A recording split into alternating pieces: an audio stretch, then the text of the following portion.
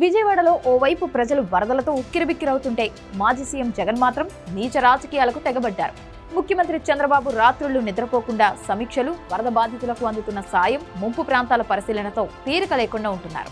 వరద బాధితులకు తక్షణ సాయం అందించడంలో చంద్రబాబు సమర్థతను బాధితులే మెచ్చుకుంటున్నారు. అలాంటి సమయంలో జగన్ సరికొత్త ఫేక్ ప్రచారానికి తెరలేపారు. చంద్రబాబు తాను ఉంటున్న ఇంటిని కాపాడుకునేందుకు యత్నించడం వల్లనే విజయవాడకు వరదలొచ్చాయని జగన్ అర్థం లేని వాదనను తెరపైకి తెచ్చారు.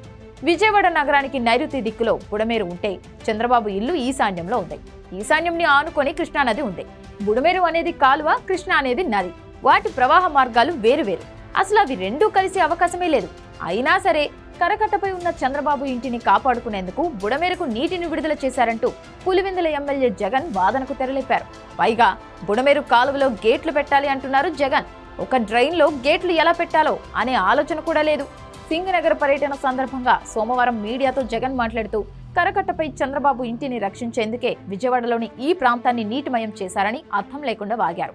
తాను ప్రతి ప్రశ్న లాజికల్ గా అడుగుతున్నానని గొప్పలు చెప్పుకున్నారు. కృష్ణానదికి గరిష్టంగా 11.43 లక్షల క్యూసెక్కులకు పైగా వరద వచ్చిందని, బుడమేరకు వచ్చిన వరద 35,000 క్యూసెక్కులే అని అన్నారు. అంటే 35,000 క్యూసెక్కులను ఆపితే కృష్ణానదికి వచ్చే వరదంతా ఆగిపోతుందా అనే ప్రశ్న ఇక్కడ ఉదయిస్తుంది.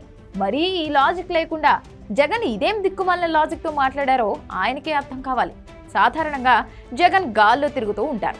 రోడ్ల మీద ప్రయాణించడం చాలా తక్కువ దూరాలకే హెలికాప్టర్లు వాడతారు.